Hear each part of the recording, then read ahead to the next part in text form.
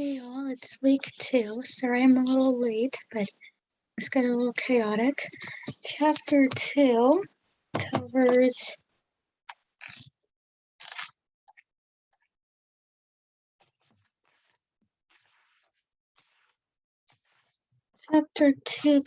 the interpretive journey for the scriptures and all. And then assignments that covered in black are part of. Also, chapter 2 wants us to describe step by step journey. So essentially what you do is copy step 1, go to by whatever, and then what are the theological principles? You would put those down. What are the differences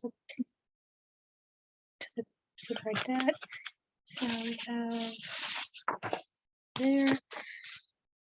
So essentially, what terms of one journey can pick whatever passage. Like say you were doing passage of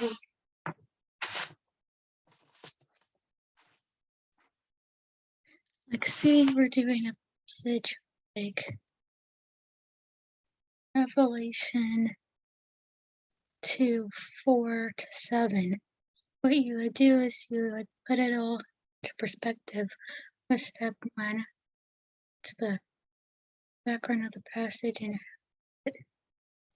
how what was the concept at the time that was written, like, and why. And then also, and 2 would be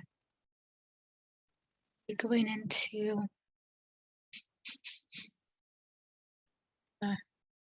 how did it apply to the at the time of writing. And then 3 would cover a theological principle based on what was found. 4 would be more along the lines of using that theological principle to help us figure out exactly what could be applied. And then 5 would be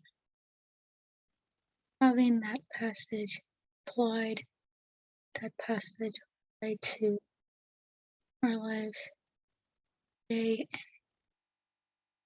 be the significant point to that based on the differences and the context and culture and all. And it might even be that for that passage there's a lot more can be found out on that. So the interpretive journey is more to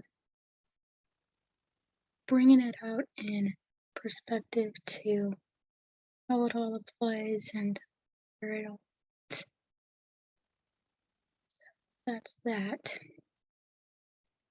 And then one final word. I know this is shorter than this time, but one final word is you can easily use this interpretive pathway for other scriptural passages, but if it's so super clear what the meaning is, you probably don't need to be too concerned about it. Like for instance, John 3:16, God so loved the world that he gave his only begotten Son, that whoever believes in him will not perish but have life. It's like you don't necessarily need context. Sure, having the grand scheme might be helpful in understanding what the language was, but it's like Jesus was talking to Nicodemus at the time, and he was talking about being born again and how you need to do that, and then being born of the Spirit and not, and then also how God saves us because of his love for us and all that. And then also, the actual message is need to believe, to trust in Christ and Christ because he died on the cross for us, and it's again on the third day. And because of his great love for us, we are saved from eternal condemnation.